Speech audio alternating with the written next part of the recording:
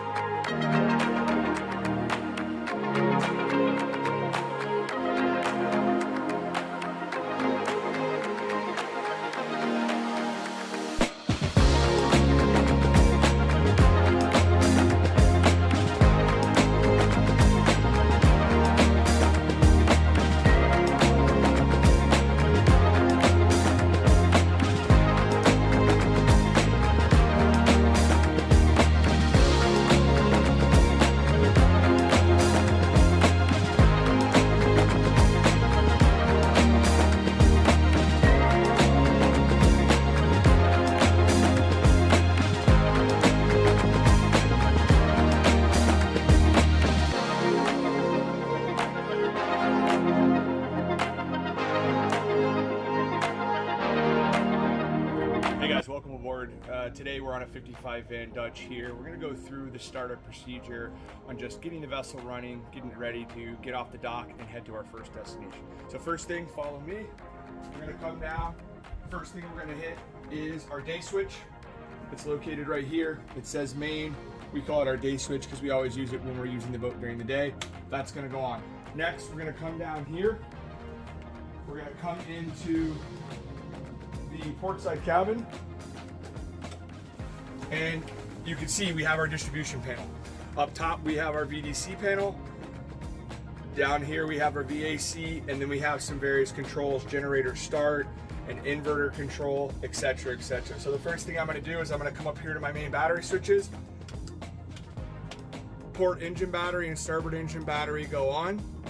That's going to let me now put the hatch up so we can check all the fluids. Remember our fluids that we check: our main engine oil and coolant, our generator engine oil and coolant, and then our two transmission oils. So we're gonna head that way now. So now we've walked up to our helm station. Right down here we have another set of rocker switches that we use. About middle of it you can see it says engine hatch. So as I want to open this, I'm gonna hit up, and then as the camera pans back around, you'll be able to see the hatch coming up. This is our hatch where our engines, generator, and transmissions are located. That's what we're gonna do now. Check our fluids, make sure we're good to go, and then get everything buttoned up, ready to start moving towards getting off the dock.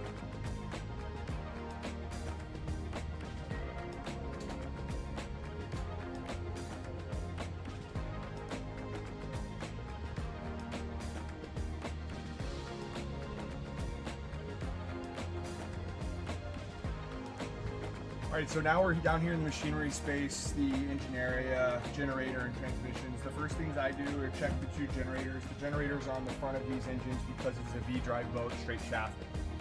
Second thing is I'll walk back, check the engine oil. Also check the engine coolant here and on the Volvo D13s. And then back here in the back, you can kind of see underneath, you've got our Cummins own-in generator. A little small guy, but at the end of the day, we're gonna go through, check our oil there, check our coolant, and then do, of course, one nice overall visual inspection of the bilges, anything else that may be loose or causing us a problem for the trip up to Fort Lauderdale or your trip out for the day. So we'll go through this, catch you back in a second.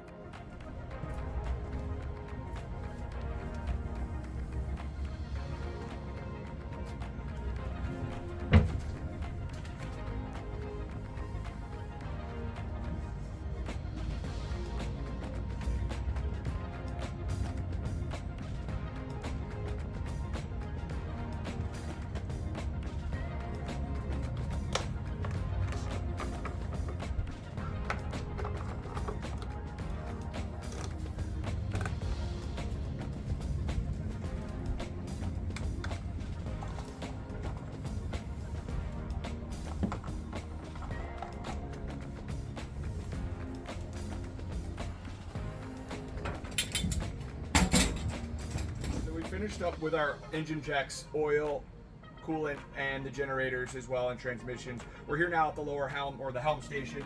You've seen on some of our other videos how we have these fobs that work for the Volvo. So down here you can see our Volvo ignition, start and stop for port and starboard. You can see right now there's a little red light that kind of blinks from time to time. That means the engines are locked. So we need to go ahead and swipe this fob.